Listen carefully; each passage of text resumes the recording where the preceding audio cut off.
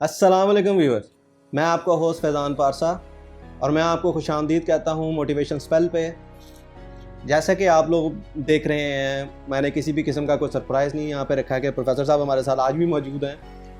तो लिहाजा आज मैं जिस टॉपिक पे बात करने के लिए डिस्कशन करने के लिए प्रोफेसर साहब को बुलाया वो ये कि हमने पिछली वीडियो में अपनी एक टर्म यूज़ की थी कि जब बंदा डिप्रेशन की एक फ़ेज़ होती है, जब वो डिनाइल में होता है और आहिस्ता आहिस्ता वो डिनाइल जो है वो वेंजेंस की शक्ल अख्तियार कर जाता है।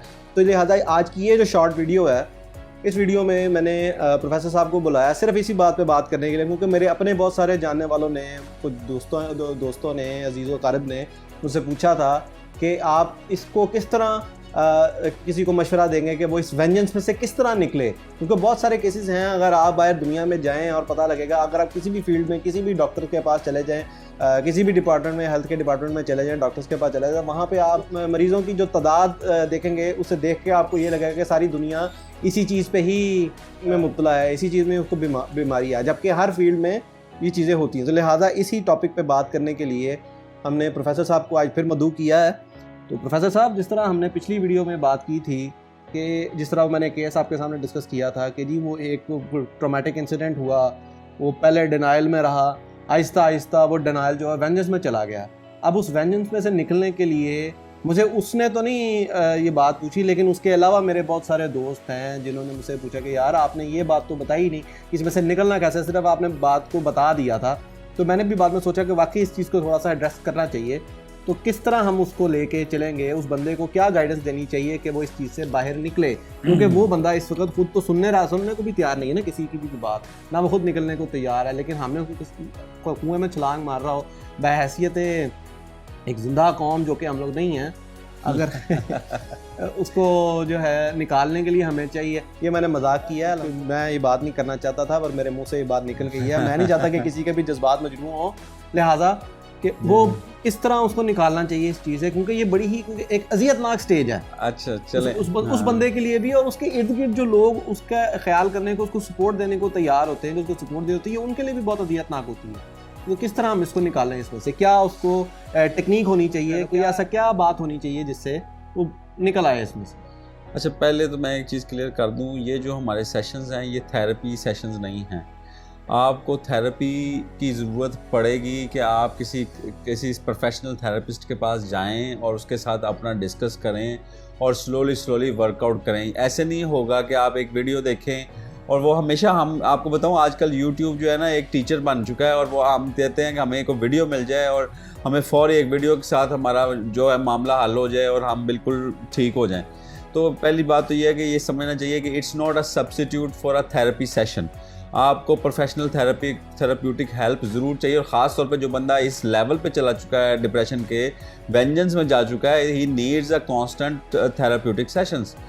दूसरी चीज़ ये है कि मैं, क्योंकि एक टेक्निक मैं आप लोगों के साथ शेयर कर देता हूँ जो कि एक बुक है, वो भी मैं रिकमेंड करूँगा कि आप ज़रूर पढ़ें। You can heal your life by Louise Hay. Louise Hay ने बड़ी प्यारी, बहुत पुरानी किताब है और बड़ी प्यारी किताब लिखी है जिसमें आप अपने आप को हील कर सकते हैं और कैसे निकालना है अपने आप को।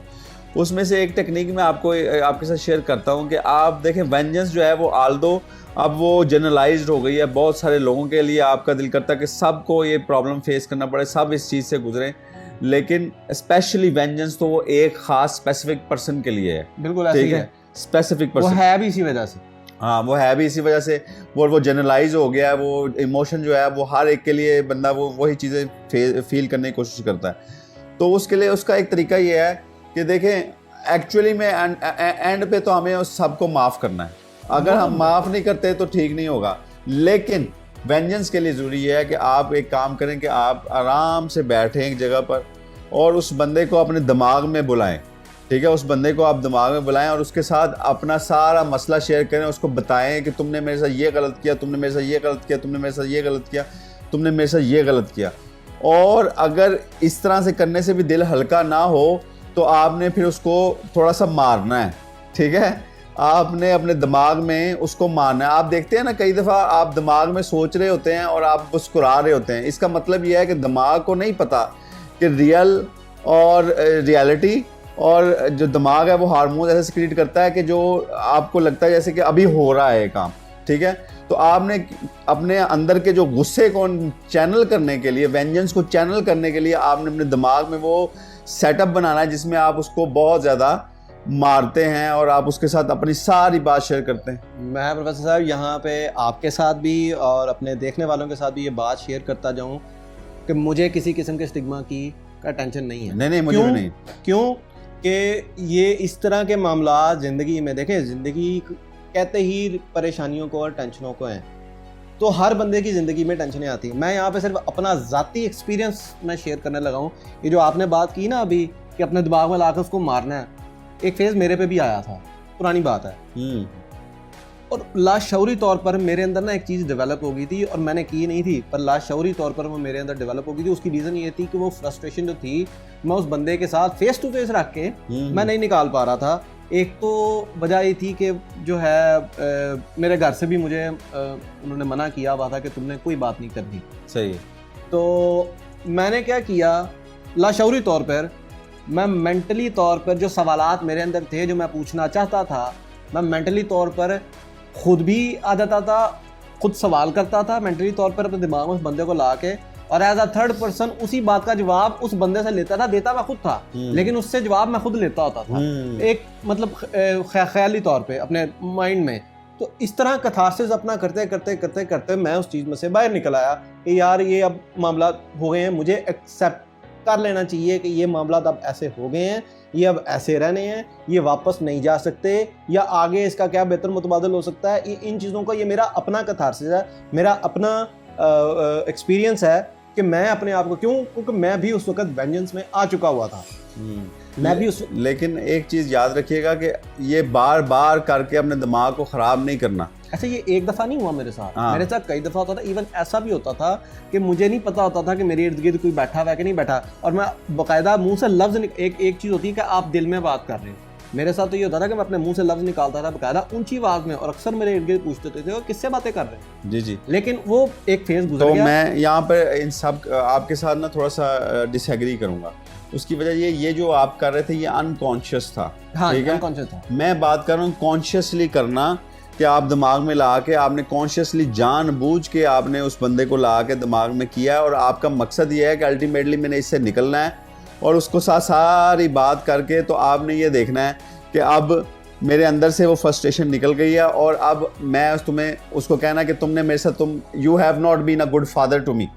मिसाल के तौर पे बहुत सारे लोग हैं जिनको बाप के साथ प्रॉब्लम है, जिनको हस्बैंड के साथ प्रॉब्लम है, जिनको कोई एक्स बॉयफ्रेंड के साथ प्रॉब्लम है, जिसको किसी चीज़ से प्रॉब्लम है। आपने उनको कहना you have not been a good husband to me, you have not been a good father to me, और उनके साथ अपनी सारी बात करनी है, लेकिन कॉन्शियस लेवल पे करनी है। ये नहीं कि यार जब आप बैठे हों और आपके दिमाग में बार बार चलता रहे, तो उस तरह तो दिमाग और ख़राब होगा और डिप्रेशन में जाएंगे। और उसके बाद आपने अल्टीमेटली इमेजिन करना है कि वो छोटे हो गए हैं और आपके हाथ के अंदर आ गए हैं, और जब वो आपके हाथ के अंदर आ गए आपने उनके साथ सारा कर लिया, आपने लड़ाई झगड़ा मार कुटाई कर ली है, और उसके बाद आपने उनको ऐसे हाथ उठाना है इमेजिनेशन में और अपने हार्ट पे रखना है कि अब मैंने उनको अपने हार्ट में रख लिया एंड वी आर क्लियर, हमारा मसला अब ख़त्म हो गया। ये टेक्निक आप 3 से 4 मरतबा करेंगे तो आप देखेंगे कि कितनी इफेक्टिव है। ऑल्दो ये लगती काउंटर इंट्यूटिव है। हाँ जी, काउंटर इंट्यूटिव लगती काउंटर इंट्यूटिव है, मगर इसकी फ़ायदा देती है। ये मेरा अपना पर्सनल एक्सपीरियंस है, मैंने खुद ये तजर्बा करके देखा है, और मैंने अपने हम देखें हम कोई लोहे के तो बने नहीं हुए। बिल्कुल जी, बिल्कुल इंसान है, गोश्त पोस्ट के बने हुए हैं हम लोग, हम जज्बात रखने वाले लोग हैं, तो ये फेज़ ज़िंदगी में आ जाते हैं। तो लेकिन कीजिए कॉन्शियसली, अनकॉन्शियसली करेंगे तो वो आप उसी रट में फंस सकते हैं। अल्लाह का शुक्र आप फंसे नहीं, आपके अंदर से निकल गया, ठीक है, ये मुझे खुशी की बात है, मगर फंसने का चांस है।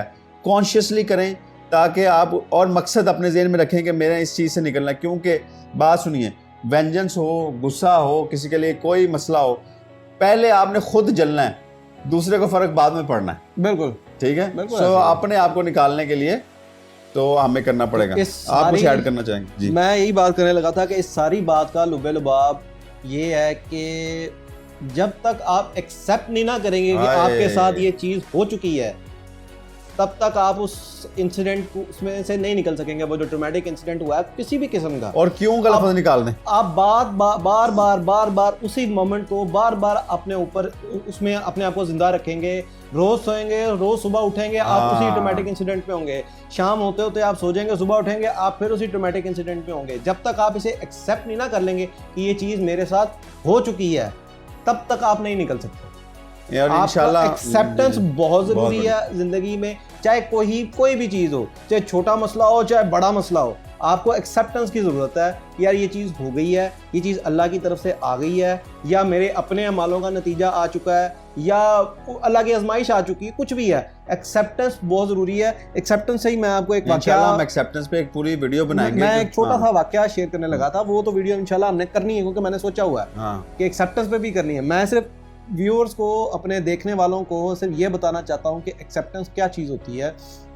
कि मैं एक ना सेंटर जाया करता था, जैसे आप लोगों को पता है कि मैं हूँ डिसेबल, तो वहाँ पे एक औरत आती होती थी अपनी फिजियोथेरेपी के लिए, और वो मुझे जब देखती थी कि मैं बड़ा हंसता खेलता खुश, क्यों, मैंने अपने आप को इस कंडीशन में एक्सेप्ट कर लिया कि मैं अब हूँ ही इस तरह का, मुझे जो दिया ये मेरी कंडीशन की वजह अल्लाह ताला है, अल्लाह ताला ने मुझे ऐसा किया है, और इसके बदले में अगर अल्लाह ताला ने मेरे से एक चीज़ मेरी ली है तो उसके बदले में अल्लाह ताला ने मुझे बहुत कुछ दिया है। माशाल्लाह मुझे बहुत कुछ दिया है, मैं उसकी नेमतों का जितना शुक्र करूं उतना कम है, बल्कि मैं इस काबिल ही नहीं हूं कि मैं वो कर सकूं। स्टिल वो मुझे देखती थी, उसने एक दिन मुझे पूछा रोक के, प्रोफेसर साहब कि तुम इस कंडीशन में हो, तुम भी नहीं चल सकते, मैं भी नहीं चलती, तुम इतने खुश कैसे हो? ये एक आदमी ने नहीं मुझे कहा, मुझे बहुत सारे लोगों ने कहा कि तू इतना खुश कैसे है।